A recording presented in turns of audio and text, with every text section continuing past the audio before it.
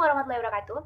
Nama saya Wandiri Prasela. Kami dari kelompok 10 akan mempresentasikan materi kelompok kami tentang tokoh Wali Songo penyebar agama Islam. Sebelum kita mengetahui siapa saja sih tokoh-tokoh Wali Songo, bagaimana peran masing-masing beliau dalam menyebarkan agama Islam, kita harus mengetahui terlebih dahulu pengertian Wali Songo itu apa.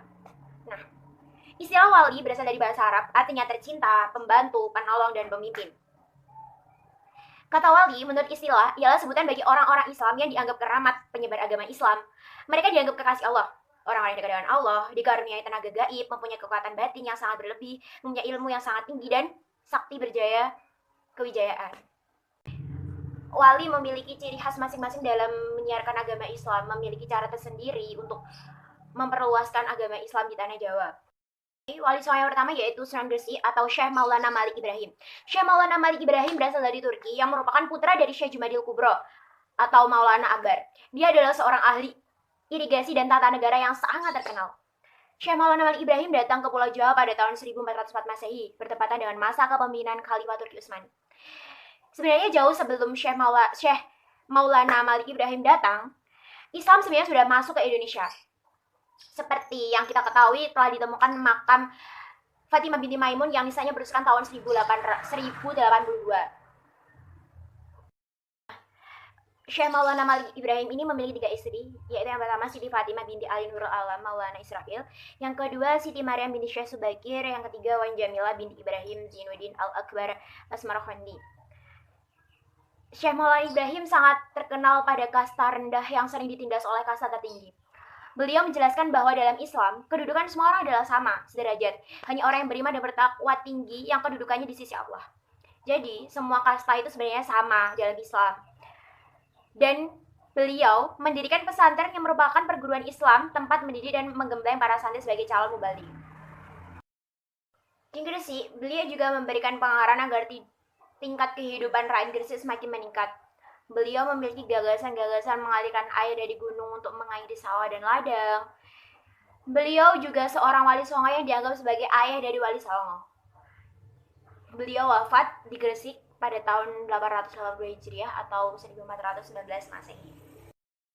Wali songo yang selanjutnya yaitu Sunan Ampel atau Raden Rahmat.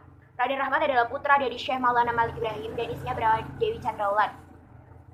Beliau memulai aktivitasnya dengan mendirikan pesantren di Denta atau dekat Surabaya. Pada masa awal Islamisasi Pulau Jawa, Sunan Ampel menginginkan agar masyarakat menganut keyakinan yang murni. Ia tidak setuju bahwa kebiasaan masyarakat seperti kenduri, selamatan, sesaji, dan sebagainya tetap hidup dalam sistem sosiokultural masyarakat yang telah meluk agama Islam. Namun, wali-wali yang lain berpendapat bahwa untuk sementara semua kebiasaan tersebut harus dibiarkan karena masyarakat sulit meninggalkan secara serentak. Akhirnya Sunan Ampel menghargainya. Hal tersebut terlihat dari persetujuannya ketika Sunan Kalijaga dalam usaha menarik penganut Hindu dan Buddha, mengusulkan agar adat istiadat Jawa itulah yang diberi warna Islam. Sunan Ampel salah seorang wali yang berjuang menegakkan Islam. Jasanya sangat besar dalam menggelorakan dakwah dan jihad di tanah Jawa. Dan beliau akhirnya wafat pada tahun 1478, dimakamkan di sebelah Masjid Ampel, Surabaya. 3, yaitu Sunan Bonang atau Raden Magdum Ibrahim. Nama aslinya adalah Raden Magdum Ibrahim. Beliau putra dari Sunan Ampel. Beliau lahir tahun 1465 Masehi di Ampel. Nah, Sunan Bonang dan para wali lainnya dalam menyebarkan agama Islam selalu menyesuaikan diri dengan corak kebudayaan masyarakat Jawa yang sangat menggembari wayang serta musik gamelan. Mereka memanfaatkan pertunjukan tradisional itu sebagai media dakwah Islam dengan menyisipkan napas Islam ke dalamnya. Syair lagu gamelan ciptaan para wali tersebut berisi pesan tauhid, sikap penyembah Allah SWT, dan tidak menyekutukannya. Setiap bait lagu diselingi dengan syahadatain atau ucapan 2 kalimat syahadat. Gamelan yang mengiringnya kini dikenal dengan istilah sekaten yang berasal dari syahadatain. Sunan Bonang sendiri menciptakan lagu yang dikenal dengan tembang Durmo, sejenis macopat yang melukiskan suasana tegang, bengis, dan penuh amarah. Sunan Bonang wafat di Pulau Bawean pada tahun 1525 Masehi. Assalamualaikum warahmatullahi wabarakatuh. Perkenalkan, nama saya Denis Aringadani. Saya akan melanjutkan penjelasan dari teman saya yang keempat, yaitu Sunan Giri. Sunan Giri merupakan putra dari Maulana Ishak dan ibunya bernama Dewi Sakadana putra Menak Samboja. Nah, kebesaran Sunan Giri terlihat antara lain sebagai anggota Dewan Wali Songo. Nah, nama Sunan Giri tidak bisa dilepaskan dari proses pendirian kerajaan Islam pertama di Jawa, yaitu Demak. Dia adalah wali yang secara aktif ikut merencanakan berdirinya negara itu serta terlibat dalam penyerangan ke Majapahit sebagai penasihat militer. Nah, Sunan Giri dikenal Raden Paku. Sunan Giri dikenal sangat dermawan, yaitu dengan dibuktikan pada saat membagikan barang dagangan kepada rakyat Banjar yang sedang dilanda musibah. Beliau pernah bertafakur di dalam gua yang sunyi selama 40 hari 40 malam. Nah, untuk dia bertafakur untuk bermunajat kepada Allah. Nah, usai bertafakur, Sunan Giri ingat akan pesan ayahnya sewaktu belajar di Pasai untuk mencari daerah yang tanahnya mirip dengan yang dibawahi dari negeri Pasai. Melalui desa Margonoto, sampailah Raden Paku di daerah perbatasan yang hawanya sangat sejuk. Nah, lalu dia mendirikan pondok pesantren yang dinamakan Pesantren Giri. Nah, tidak berselang lama, hanya dalam waktu 3 tahun, pesantren tersebut terkenal di seluruh Jawa maupun Nusantara, baik dilakukannya sendiri waktu muda melalui perdagangan. Nah, Sunan Giri sangat berjasa dalam penyebaran Islam baik di Jawa maupun Nusantara. Nah, penyebaran ini baik dilakukannya sendiri selama muda maupun pada saat berdagang bersama murid-muridnya. Nah,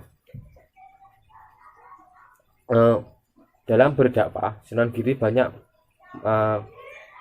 melakukan metode-metode dalam berdakwah, yaitu dengan cara menciptakan tembang-tembang dolanan anak kecil yang bersifat islami, seperti cublek-cublek suweng dan sebagainya, kemudian seperti jemuran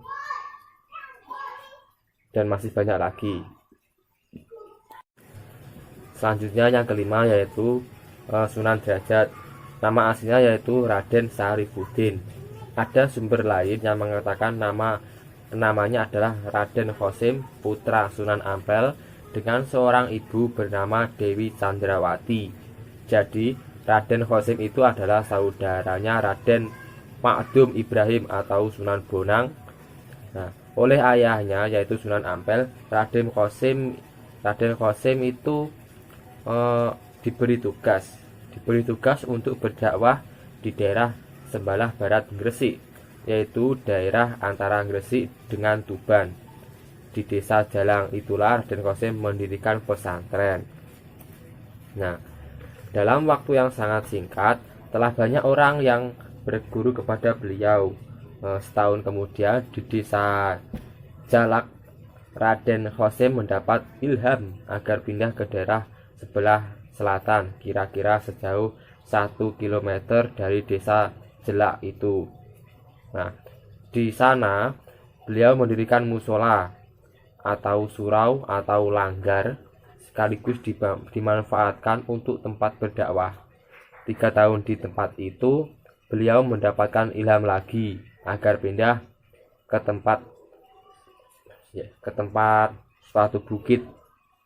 Nah, di tempat baru itu beliau berdakwah dengan menggunakan kesenian rakyat, yaitu dengan cara menabuh seperangkat gamelan untuk mengumpulkan orang.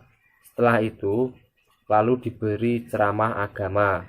Nah, itulah kecerdikan Raden Qasim dalam mengadakan pendekatan kepada rakyat Nusantara dengan menggunakan kesenian rakyat sebagai media dakwahnya. Nah, sampai sekarang seperangkat gamelan itu masih tersimpan dengan baik di museum di dekat makamnya, dan gamelan tersebut masih dilestarikan di daerah Jawa, yaitu melalui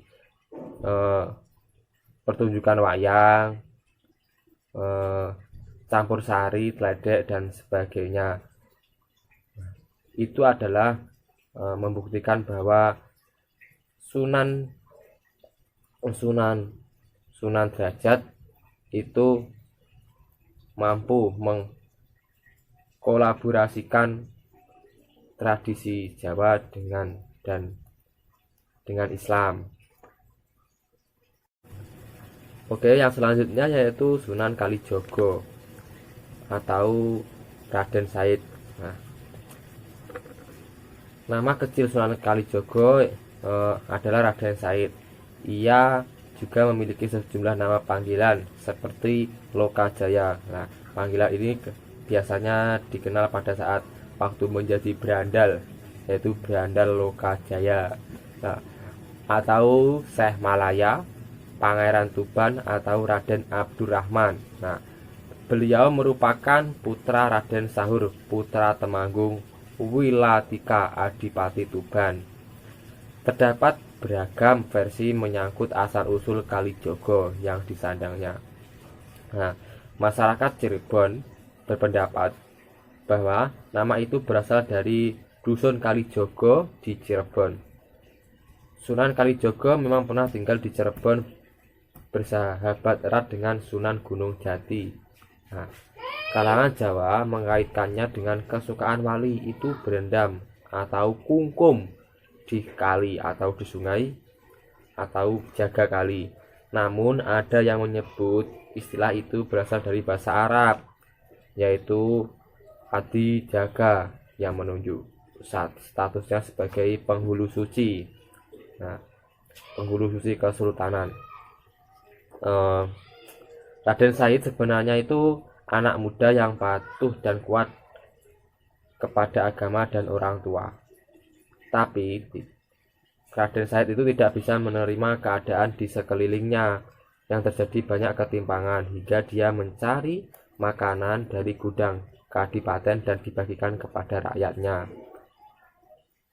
Nah, tapi pada saat melakukan hal tersebut, Raden Said itu ketahuan sehingga dihukum, yaitu tangannya dicambuk 100 kali kalau tidak salah, sampai banyak darah dan diusir. Nah, setelah diusir, Raden Said itu mengembara.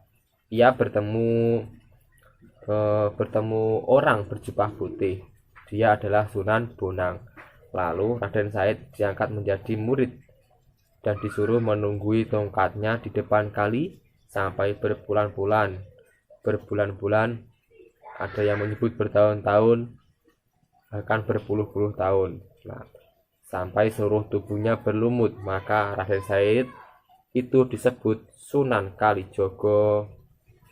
Nah, Sunan Kalijaga menggunakan dalam berdakwahnya itu menggunakan banyak kesenian dalam penyebaran Islam, antara lain yaitu seni wayang, sastra, dan berbagai kesenian lainnya. Nah, pendekatan jalur kesenian dilakukan oleh Wali Songo untuk menarik perhatian dalam kalangan masyarakat, sehingga dengan tanpa terasa mereka telah tertarik pada ajaran-ajaran Islam sekalipun. Nah, karena pada awalnya mereka tertarik dikarenakan media kesenian itu. Misalnya Sunan Kalijaga adalah kesenian yang dibawakan Kalijaga adalah tokoh wayang. Nah, ia tidak pernah meminta para penonton untuk mengikutinya mengucapkan kalimat syahadat. Sebagian wayang masih dipetik dari cerita Mahabharata dan Ramayana, tetapi dalam cerita itu disisipkan ajaran agama dan nama-nama pahlawan Islami. Nah, dari cerita tersebut maka masyarakat itu mampu berpikir.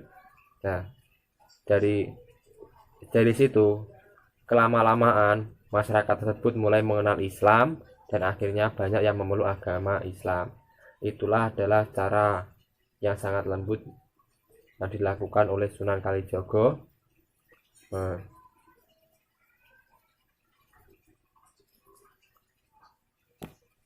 Assalamualaikum warahmatullahi wabarakatuh. Saya Waladatu Salisa Hainatul Aisyah dari kelompok 10 akan menjelaskan wali yang ke-7, 8, 9 dan perannya dalam penyebaran dan perkembangan Islam di Indonesia. Wali yang ke-7 yaitu Sunan Kudus atau Ja'far Shiddiq. Sunan Kudus menyiarkan agama Islam di daerah Kudus dan sekitarnya. Beliau juga memiliki keahlian khusus dalam bidang agama, yaitu ilmu tafsir, ilmu fikih, hadis, tauhid, serta logika. Karena hal ini, beliau sering dijuluki atau mendapatkan julukan wali al-ilm, yaitu wali yang luas ilmunya. Ada yang menceritakan bahwa Sunan Kudus ini pernah belajar di Baitul Maqdis, Palestina. Dalam penyebaran Islam di Indonesia dengan cara pendekatan kultural, beliau sering menciptakan berbagai cerita keagamaan. Yang paling terkenal yaitu Gending Makumambang dan Micil. Cara berdakwah Sunan Kudus yaitu yang pertama, membiarkan adat istiadat yang lama yang sulit diubah. Yang kedua, menghindari konfrontasi secara langsung dalam menyiarkan agama Islam. Yang ketiga, tuturi handayani. Yang keempat, bagian adat yang tidak sesuai dengan mudah diubah langsung diubah. Yang kelima, merangkul masyarakat Hindu seperti larangan menyembelih sapi karena sapi dianggap suci dan keramat. Merangkul masyarakat Buddha dengan mendirikan masjid yang disesuaikan dengan ajaran Buddha. Yang keenam, selamatan mitoni. Biasanya sebelum acara selamatan itu dibacakan cerita sejarah Nabi. Yang kedelapan yaitu Sunan Muria atau Raden Umar Said. Beliau menyiarkan agama Islam di Jawa, di Pulau Jawa.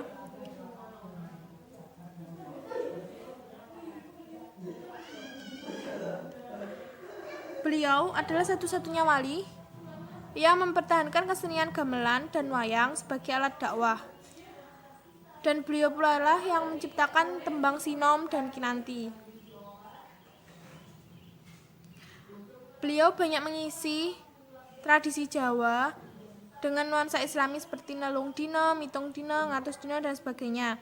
Lewat tembang-tembang yang diciptakannya, Sunan Muria mengajak umatnya untuk mengamalkan ajaran Islam. Karena itulah Sunan Muria lebih senang berdakwah pada rakyat jelata daripada kaum bangsawan. Yang kesembilan, Sunan Gunung Jati atau Syarif Hidayatullah. Beliau adalah wali songo yang menyebarkan agama Islam di daerah Jawa Barat. Beliau juga pendiri Kesultanan Cirebon.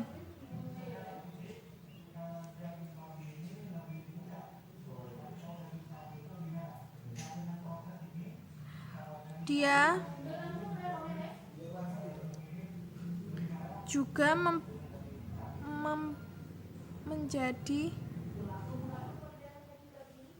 beliau juga mengembangkan agama Islam di daerah Majalengka, Kuningan, Kawali atau Galuh, Sunda Kelapa, dan Banten.